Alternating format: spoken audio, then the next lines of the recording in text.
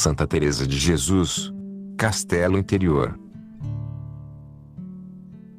Este tratado, chamado Castelo Interior, escreveu Teresa de Jesus, freiro de Nossa Senhora do Carmo, para suas irmãs e filhas, as freiras carmelitas descalças. Poucas coisas, das que me tem mandado a obediência, se tornaram tão dificultosas para mim como escrever agora coisas de oração. Primeiro, porque me parece que o Senhor não me dá nem espírito nem desejo para o fazer. Depois, por ter a cabeça, há 3 meses, com um zumbido e fraqueza tão grande, que, até sobre negócios urgentes, escrevo a custo. Mas, entendendo que a força da obediência costuma facilitar coisas que parecem impossíveis, a vontade determina-se a fazê-lo de muito bom grado, ainda que a natureza se aflija muito, porque o Senhor não me deu tanta virtude, para que eu pelejar com a enfermidade contínua e com muitas e variadas ocupações se possa fazer sem grande contradição sua. Faça-o ele, que tem feito outras coisas mais dificultosas para me fazer mercê, e em cuja misericórdia confio. Creio bem que pouco mais hei de saber dizer do que já disse em outras coisas, que me mandaram escrever. Antes temo que hão de ser quase sempre as mesmas, porque, como os pássaros a quem ensinam a falar, não sabem mais do que lhes ensinam ou eles ouvem, e isto repetem muitas vezes, assim sou eu ao pé da letra. Se o Senhor quiser que eu diga algo de novo, Sua Majestade o fará ou será servido trazer-me à memória o que de outras vezes disse, e que até com isto me contentaria, por tê-la tão má que folgaria em atinar com algumas coisas, que dizem que estavam bem ditas, caso se tivessem perdido. Se nem mesmo isso me der o Senhor, com me cansar e acrescentar o mal de cabeça, por obediência, ficarei com lucro, embora do que disser, não se tire nenhum proveito. E assim começo a cumpri-la hoje, dia da Santíssima Trindade, ano de 1577, neste mosteiro de São José do Carmo em Toledo, onde estou presentemente, sujeitando-me em tudo o que disser ao parecer de quem o manda escrever, que são pessoas de grandes letras. Se alguma coisa disser que não vá conforme ao que ensina a Santa Igreja Católica Romana, será por ignorância e não por malícia. Isto se pode ter por certo e que sempre estou e estarei sujeita, por bondade de Deus, e o tenho estado, à Santa Igreja. Seja para sempre bendito e glorificado. Amém. Disse-me quem me mandou escrever, que estas freiras destes mosteiros de Nossa Senhora do Carmo têm necessidade de que alguém lhes declare algumas dúvidas de oração, e lhe parecia que melhor entendem as mulheres a linguagem umas das outras. Com o amor que me têm, lhes faria mais ao caso o que eu lhes dissesse e, por esta razão, entendia ter alguma importância se acertasse a dizer alguma coisa aí, por isso, irei falando com elas naquilo que escrever, porque parece desatino pensar que pode fazer ao caso a outras pessoas. Grande mercê me fará o Senhor, se a alguma delas aproveitar para o louvar um poucochinho mais. Bem sabe Sua Majestade que eu não pretendo outra coisa, e é bem claro que, quando atinar a dizer alguma coisa, elas entenderão que não é meu, pois não há razão para isso, nem tampouco tiver eu entendimento e habilidade para coisas semelhantes, se o Senhor, por sua misericórdia não nos desse.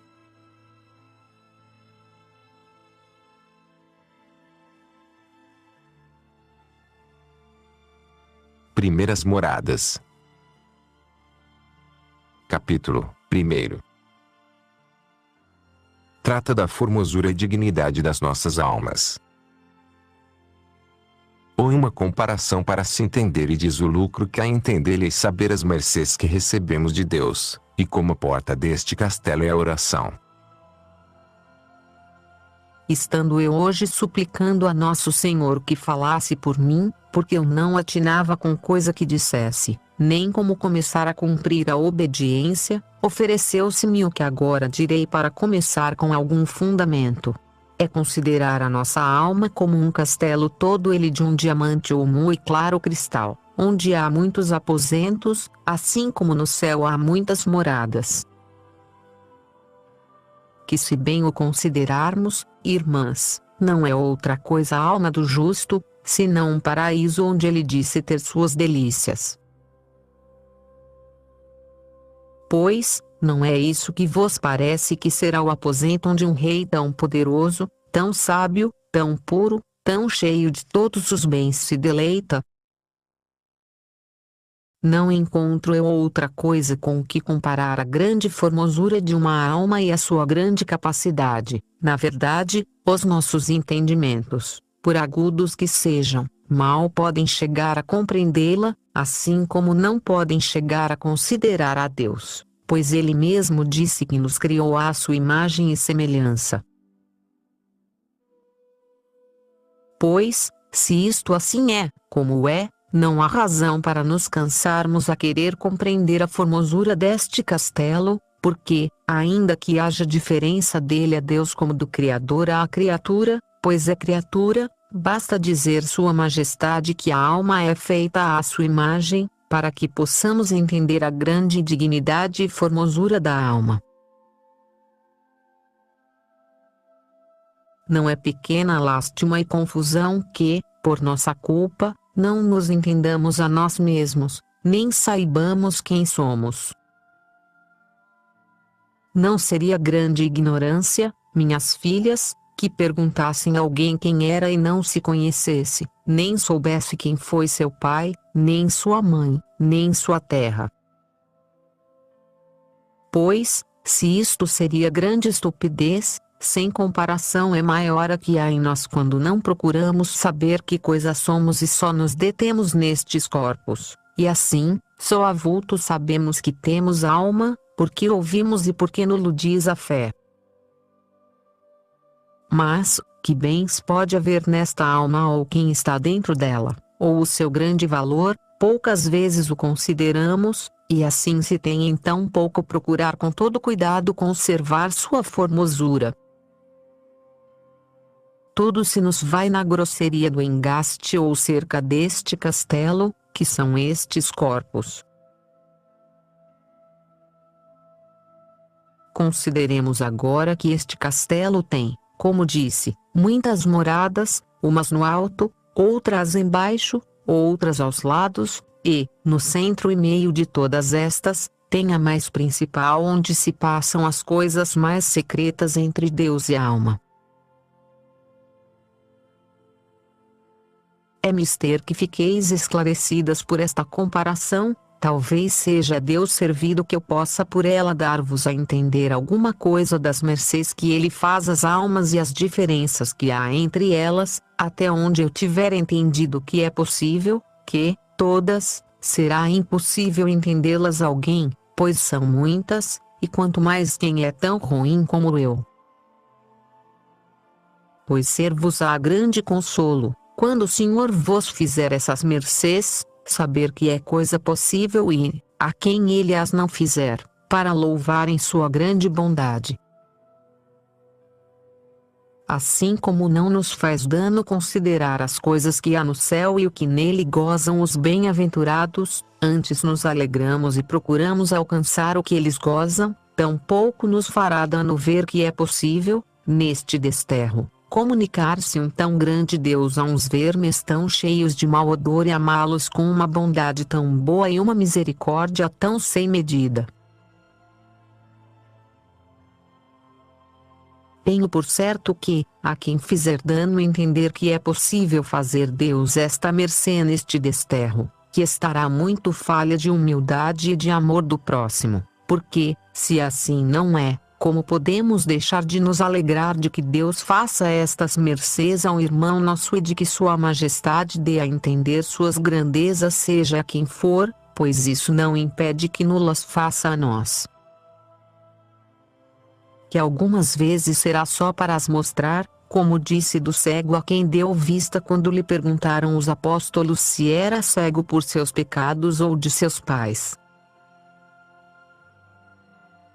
E assim acontece fazer mercês, não por serem mais santos do que aqueles a quem as não faz, mas para que se conheça sua grandeza, como vemos em São Paulo e na Madalena, e para que o louvemos em suas criaturas. Poderá dizer-se que parecem coisas impossíveis e que é bom não escandalizar os fracos. Menos se perde em que estes não o creiam, do que em deixarem de aproveitar aqueles a quem Deus as faz e de se consolar e despertar a amar mais a quem faz tantas misericórdias, sendo tão grande seu poder e majestade, tanto mais que sei que falo com quem não corre este perigo, porque sabem e creem que dá a Deus ainda muito maiores provas de amor. Eu sei que os que nisto não crerem, não o verão por experiência, porque Deus é muito amigo de que lhe não ponham taxa e medida às suas obras, e assim, irmãs, nunca isto aconteça as que o Senhor não levar por este caminho. Pois, voltando a nosso formoso e deleitoso castelo, temos de ver como poderemos entrar nele. Parece que digo algum disparate, porque, se este castelo é a alma, claro que não se trata de entrar, pois se é ele mesmo, pareceria desatino dizer a alguém que entrasse num aposento estando já dentro. Mas a vez de entender que vai muito de estar a estar, que há muitas almas que ficam à volta do castelo, onde estão os que o guardam, e que se lhes não dá nada de entrar, nem sabem o que há naquele tão precioso lugar, nem quem está dentro, nem mesmo que dependências tem. Já tereis visto, em alguns livros de oração, aconselhar a alma que entre dentro de si, é isto mesmo. Dizia-me há pouco um grande letrado, que as almas, que não têm oração são como um corpo paralítico ou tolhido que, embora tenha pés e mãos, não os podem mexer, e são assim, almas tão enfermas e tão habituadas às coisas exteriores, que não há remédio nem parece que possam entrar dentro de si mesmas, porque é tal o costume de tratarem sempre com as sevandijas e alimárias que estão à roda do castelo, que já quase se tornaram como elas e, sendo de natureza tão rica e podendo ter a sua conversação nada menos do que com Deus, não tem remédio. E se estas almas não procuram entender e remediar sua grande miséria, ficarão feitas em estátuas de sal por não voltarem a cabeça para si mesmas, assim como ficou a mulher de Lote por voltar a cabeça para trás. Porque, tanto quanto eu posso entender, a porta para entrar neste castelo é a oração e reflexão, não digo mais mental que vocal, logo que seja a oração, há de ser com consideração, porque naquela em que não se adverte com quem se fala e o que se pede e quem é que pede e a quem, não lhe chamo eu oração, embora muito meneie os lábios. E, se algumas vezes o for, mesmo sem este cuidado, será porque se teve em outras, mas, quem tivesse por costume falar com a majestade de Deus como falaria um seu escravo, que nem repara se diz mal, mas o que lhe vem à boca e decorou, porque já o fez outras vezes, não o tenho por oração e preze a Deus nenhum cristão a tenha desta sorte. Que entre vós, irmãs, espero em Sua Majestade não haverá tal oração, pelo costume que há de tratardes de coisas interiores, e que é muito bom para não cairdes em semelhante bruteza. Não falemos, pois, com estas almas tolhidas, que, se não vem o mesmo Senhor mandar-lhes que se levantem? Como aquele que havia 30 anos que estava junto à piscina? Tem muito má ventura e correm grande perigo, mas sim com outras almas que, por fim, entram no castelo, porque, ainda que estejam muito metidas no mundo, têm bons desejos e algumas vezes, ainda que de longe em longe, encomendam-se a Nosso Senhor e consideram quem são, ainda que sem muita demora. Alguma vez ou outra, num mês, rezam cheias de 1000 negócios, o pensamento quase de ordinário nisso, porque, como estão tão apegadas a eles, o coração se lhes vai para onde está o seu tesouro. Propõem algumas vezes, para consigo mesmos, desocuparem-se, e já é grande coisa o próprio conhecimento e o ver que não vão bem encaminhadas para atinar com a porta. Enfim, entram nas primeiras dependências do resto do chão, mas entram com elas tantas sevandijas, que não lhes deixam ver a formosura do castelo nem sossegar, muito fazem já em ter entrado. Parecer-vos-á, filhas, que estou impertinente, pois, por bondade do Senhor, não sois destas.